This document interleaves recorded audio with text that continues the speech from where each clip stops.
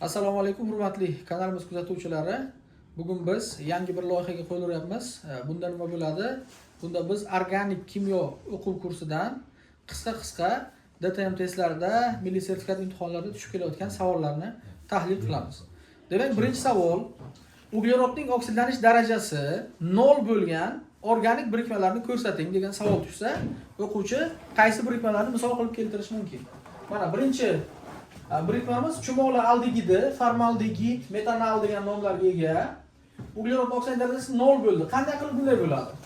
Uglerodning elektromanfiyligi 2,5, vodorod 2,1, kislorod 3,5. Kimyoviy bog'lash mavzusidan bilasizki, elektromanfiyligi katta atom elektronni o'ziga tortadi. Hop, uglerodning elektromanfiyligi 2,5, ikkita vodoroddan elektron oladi, -2 bo'ladi.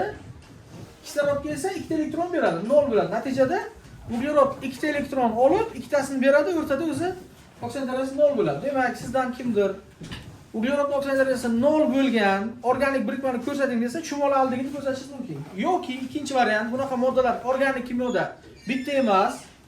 Bu dixlor metan bo'lishi ham mumkin.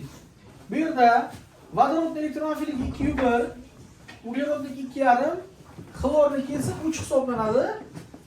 Shuning uchun xlor elektron ugleroddan oladi, jami 2 ta oladi, vodorod esa vodoroddan 2 ta oladi.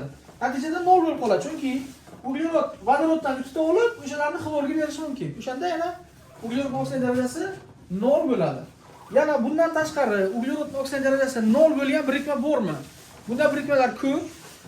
Uglerod alkanlarda 4 lamchi holatda bo'lsa, unda ham 0 bo'ladi. Masalan, mana shu markazdagi uglerod 4 tala qo'li ham ugleroddan bog'langan. Ximiyadan bilasizki, ikkita bir xil element bog'lansa, juft elektron markazda turadi, elektron oldi berdi bo'lmaydi.